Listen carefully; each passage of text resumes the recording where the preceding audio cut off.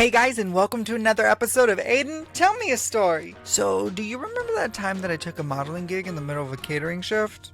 Yeah, that happened. So today we're going to be talking about balancing survival jobs, acting jobs, content creation, social media, and a life. And it's hard work. This career is not for the weak. You sacrifice a lot and you also gain a lot? Question mark? It's a weird balance, so let's get into it. Also, how do you juggle work and your dreams? Please, help me out and let me know if you have the answers, because I don't know if I do. I'm just here figuring it out. So let's start with survival jobs, okay? So I started off with the restaurant industry.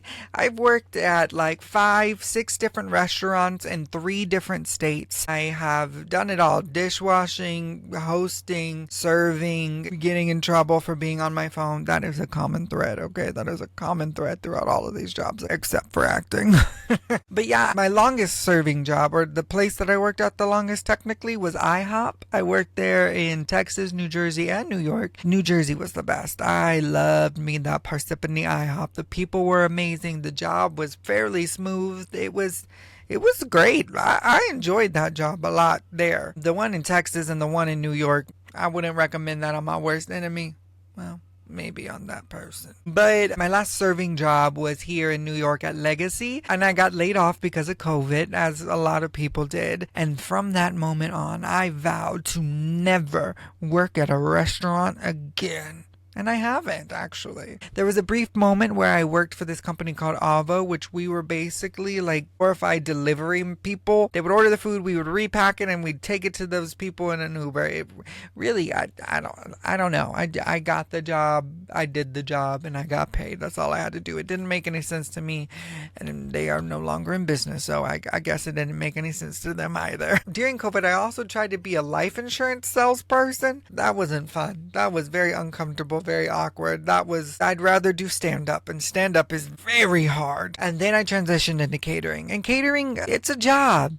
It's a job. I don't enjoy it necessarily. It definitely is there just to pay bills. I've had some fun moments, like I got to work at NBC doing in-house catering for Jimmy Fallon, Seth Meyers, SNL, Kelly Clarkson, Hoda and Jenna, The Today Show, all the news channels. It was so much fun because you got to meet so many celebrities, and you got to just like get to have a glimpse behind the curtain and see what's going on and how everything runs. I got to see the rooms with all the monitors for the news people. I got to restock their waters. It was just so cool being in that environment and getting to see how all of that works. And that was a lot of work, though. That was a lot of work. My feet hurt at the end of the day. Hurt so bad.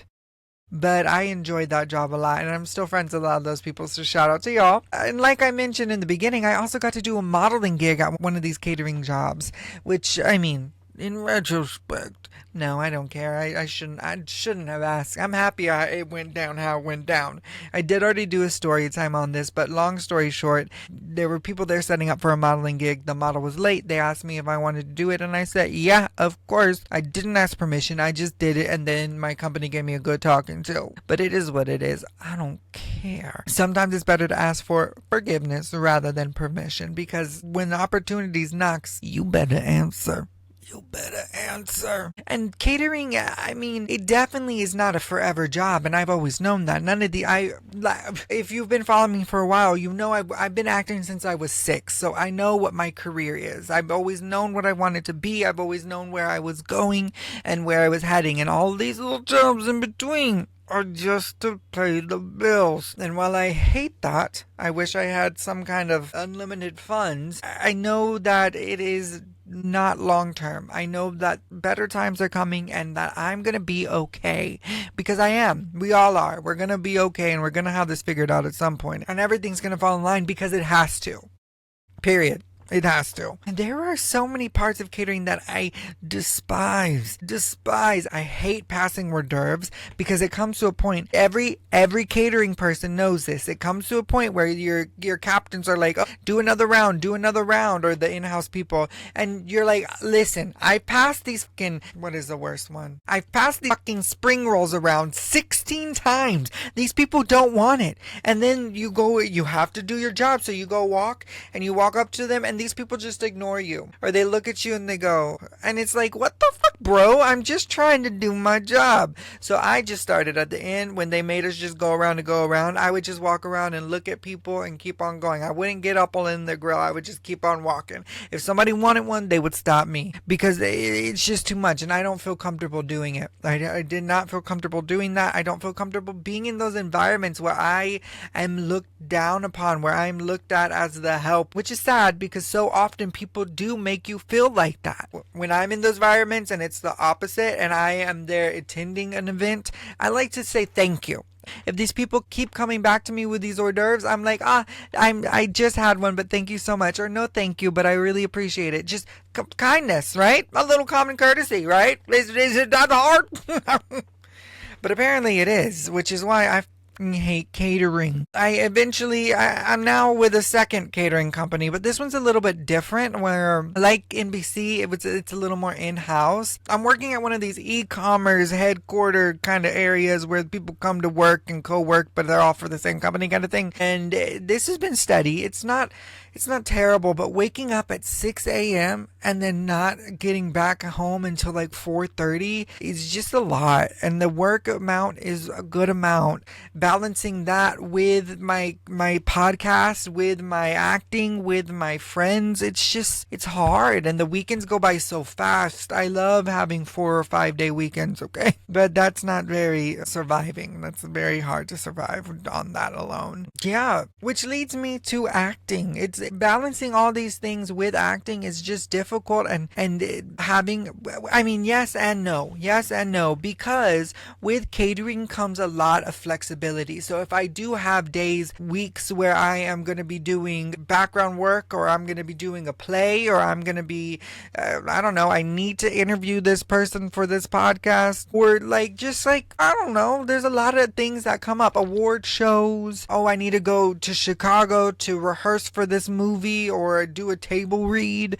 Like, there's a lot of things that come up as an actor, as a creative, where you need to be able to have the ability to make space for that and prioritize that, because at the end of the day, for me at least, I don't have to support other people. All I'm supporting is me, and I'm so grateful for that because I know there's so many people who support other people, and that's so hard, and I couldn't do it. I mean, I probably could do it, but I don't want to do it. I can barely support myself, but knowing that I have that flexibility and I can choose to prioritize acting is such a blessing, and I'm so grateful for that. And that's why I continue doing catering, because it comes with all the flexibility. And I'm also trying to really put everything into this social media because I want to make a living and an income off of this too, because it's not impossible. It is not impossible to make a living off of this, and I am going to be so grateful for the day when that is a reality, because I'm tired of this, grandpa, and that's not too damn bad. And it's like making time for auditions and everything too. Catering really comes in handy for that because, again, flexibility. But I don't know, I just feel like I never have enough time to get stuff done. Like right now, I'm filming this episode coming off of one of my 6 a.m. to 4:30 p.m. shifts when I stayed a little extra today. But alas, I'm here, I'm pushing through, I am persevering, and I am making time for what I need to make time for. And after this, I'm going to edit tomorrow's podcast because I'm still not finished with that, even though I posted on Monday, hey, guess what? The podcast is coming out on Wednesday. But I'm also balancing the social media for Stormé, the play that I'm doing, because I signed up to do that as well, which it paid me. So I'm grateful for that. And again, I'd rather be doing that than catering. But I really never feel like I'm doing enough. I feel like I'm never doing enough. I feel like I could always be doing more. And Robin and a lot of my other friends tell me, Aiden, you're doing enough, you're doing too much. And I'm like, I'm not though. I feel like I could be doing so much more. And it's not necessarily a comparison thing, because I know there's a lot of people who do compare themselves to others, and thankfully I am not one to compare myself, unless it's like there's times when I'm like looking at a video of mine or something, I'm like, oh, this one got more views, and then I just talk myself out of that mindset, because that's not healthy to just, I guess, compare. I guess that is comparing in a certain sense of the way. I'm not too sure. But all these acting jobs that I do get really keep me going, and thankfully I've acted every single year since I was 6. I've never gone a year without acting, ever. And that's like a blessing in and of itself, because I either create my own work, I go find my work, I have friends that put me in their projects. There's always something. I book something, thank God, and I can't wait to book more things in my life. But there's always something that keeps me motivated and keeps me going, which, again, gratitude, grateful for all of it, even though I'm tired. And social media in general is, boy, let's get into that. Social media, TikTok, Instagram, Facebook, YouTube. I don't really do Twitter or X. I don't do those kind of platforms really, but all the main ones are just so, it's a lot. It's a lot to balance and stay on top of and post multiple times a day. And when I'm working heavy in my catering jobs, they definitely, TikTok, Instagram, all of those take a back burner, because posting 3 times a day while I'm also doing a 6 a.m. to 4:30 p.m. catering job and trying to edit these podcasts and film these podcasts and get them ready is too much. It's too much. So I post when I can.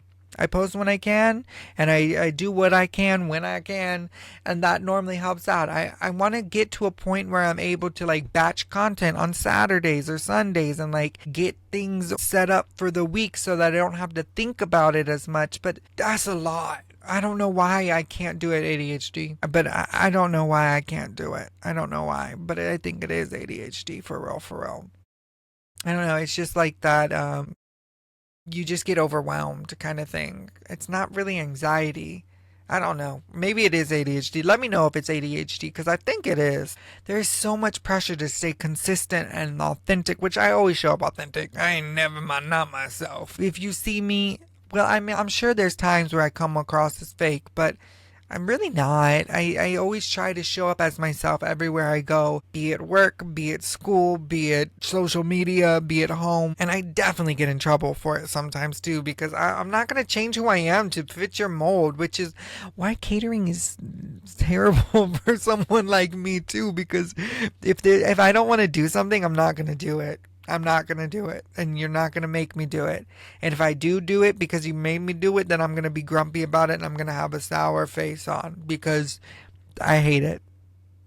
And you're going to know. My discomfort and my annoyance is, you can feel it. And now, making time for family and friends is something that's not easy when you're balancing all of these jobs and juggling all of these hats. It's definitely not easy, but it's something I would say you should prioritize. I try to spend time with my friends even when I don't have the energy, even when I don't have the capacity, because I know at the end of the day, they are my strength. They are what keeps me motivated and keeps me going, and I love them and they love me, and I love that they love me and I love them, which again, I'm so grateful to have all my friends. My friends are my backbone. My friends are so important to me, and they just really, really understand me, keep me grounded and keep me motivated. And sometimes they gotta slap me around a little bit to keep me in check, which I get. And am I sassy about it? Of course I am. I'm me. Okay. But I listen. I just feel like it's so important to have community and support, especially when there's so much going on, because I mean, most of the time, or the majority of my friends are balancing the same amount of stress and the same amount of things, and knowing that we're not alone in this boat really helps to keep us together and keep us sane. And all my friends are so many different ages. I don't really have a certain like, oh, my friends are 20 to 22. No, I have friends literally any age that you can think of. And I think that's important too, because the reality is, for us actors, it takes a long time to become these household names, to become wealthy beyond your wildest dreams. To be able to support yourself by doing what you love is hard. And it takes a long time, and for a lot of people it's not achievable, but there is a reality, a happy medium of like, you can balance all of this stuff and still have a happy life. You can balance survival jobs and acting jobs and your friends and cultivate a happy, cohesive life, and it's possible. It's just stressful setting it all up. And of course, I chose the most chaotic and exhausting city in the world to live in. But love it. Yes. And this reminder that I'm about to say is not just for you. It's not just for me. It's for all of us. We're working towards a bigger goal. We are working towards a bigger goal. All of us are balancing and hustling. Hustle culture. It's real. It's unfortunate, but it's real, especially in this economy. But all of us are balancing these things, and it's gonna be worth it. It's gonna be worth it. It takes time. It takes dedication. It takes decades. But it's worth it. There's no such thing as an overnight success, and you and I both know that.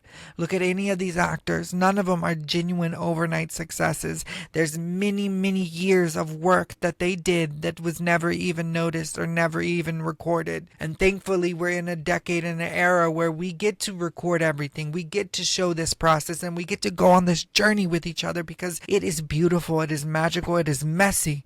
But it's a journey that not many people get to go on, not many people get to experience. And it's just such a blessing that we get to experience this together. And while there are nights where I just want to go to bed and I stare at the ceiling and I wonder why, oh why am I doing this? I know that baby Aiden and future Aiden are proud of me.